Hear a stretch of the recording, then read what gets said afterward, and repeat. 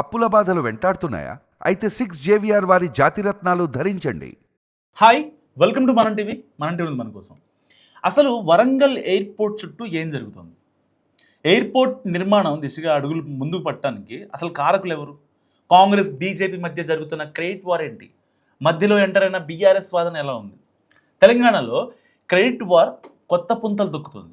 మరీ ముఖ్యంగా రాష్ట్రంలో అధికారంలో ఉన్న కాంగ్రెస్, రావాలనుకుంటున్న బీజేపీ మధ్య ఇటీవలి కాలంలో కీలకమైన ప్రతి విషయంలోనూ ఇలాంటి వాదోపదనలు పెరిగిపోతున్నాయి. కేంద్రం సహకారం గురించి బీజేపీ మాట్లాడుతుంటే అంత లేదమ్మా, రావాల్సినవే ఇస్తున్నారంటూ కాంగ్రెస్ నేతలు రాగాలు తీస్తున్నారు. ఇటీవల తాడిచెర్ల కోల్ బ్లాక్ను సింగరేణి కేటాయించింది కేంద్ర ప్రభుత్వం. ఆప్షన్ లేకుండా కేటాయించడానికి కేంద్ర మంత్రి కిషన్ రెడ్డి గట్టిగా కృషి చేశారంటూ బాగానే ప్రచారం చేస్తున్నారు బీజేపీ నాయకులు. అయితే అందుకు రాష్ట్రంలోని కాంగ్రెస్ సర్కార్ నుంచి కౌంటర్స్ పడ్డాయి. గతంలోని యూపీఏ హయాంలోనే బ్లాక్ను కేటాయించారని చెప్పారు ఉప ముఖ్యమంత్రి బట్టి విక్రమార్క. దీంతో ఆ విషయంపై రెండు పార్టీల మధ్య క్రెడిట్ పంచాయతీ నడిచింది. అదలా ఉండగానే ఇప్పుడు వరంగల్ ఎయిర్పోర్ట్ వంతు వచ్చింది. మామునూరు ఎయిర్పోర్ట్ విషయమై సీఎం రేవంత్ రెడ్డి ఢిల్లీ వెళ్ళి కేంద్ర మంత్రి రామ్మోహన్ నాయుడిని కలిశారు.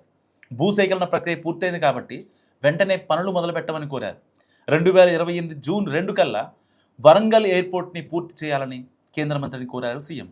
సో అందుకు స్పందించిన పౌర విమానయాన శాఖ మంత్రి 2 ఏళ్లలో వరంగల్లో విమానాలు దిగుతాయని హామీ ఇచ్చారు. ఇక ఆ తర్వాతి నుంచి దీనిపై బీజేపీ కాంగ్రెస్ మధ్య క్రెడిట్ వార్ నడుస్తోంది. ఘనత తమదేనంటూ సంబరాలు చేసుకుంటున్నారు. మరోవైపు సీఎం రేవంత్ రెడ్డి ప్రధానికి కృతజ్ఞతలు చెబితే బాగుండేదని, అలా చేయకుండా మొత్తం క్రెడిట్ తానే తీసుకునే ప్రయత్నం చేస్తున్నారంటూ విమర్శించారు తెలంగాణ బీజేపీ అధ్యక్షుడు రామచంద్రరావు.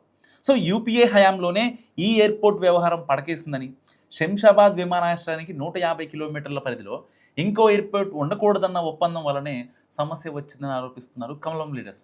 సో దేశంలో ఎన్నో కొత్త ఎయిర్పోర్ట్లు వచ్చినా వరంగల్కి మాత్రం రాకపోవడానికి కారణం నాటి యూపీఏ ప్రభుత్వం తీసుకున్న నిర్ణయమేనన్నది బీజేపీ వాదన.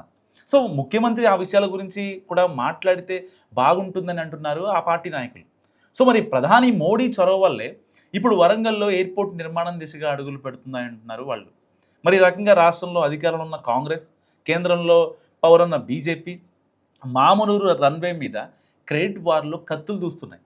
వరంగల్ మున్సిపల్ కార్పొరేషన్ ఎన్నికల్లో ఈ అంశం ప్రభావం చూపిస్తుందన్న లెక్కలతో ఎవరికి వారు తమ వాదనలకు పదును పెడుతున్నారు.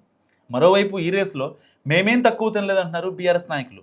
తాము అధికారంలో ఉన్నప్పుడే భూసేకరణ పూర్తయిందని, ఇంత త్వరగా పనులు స్టార్ట్ అవడానికి మేమే కారణం అంటున్నారు.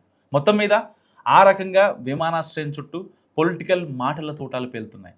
మరి నిజంగా వరంగల్ ఎయిర్పోర్ట్లో కనుక మామునూరు ఎయిర్పోర్ట్లో ఫ్లైట్స్ ల్యాండ్ అయితే ఆ క్రెడిట్ ఎవరిది? మస్తు కామెంట్ చేయండి.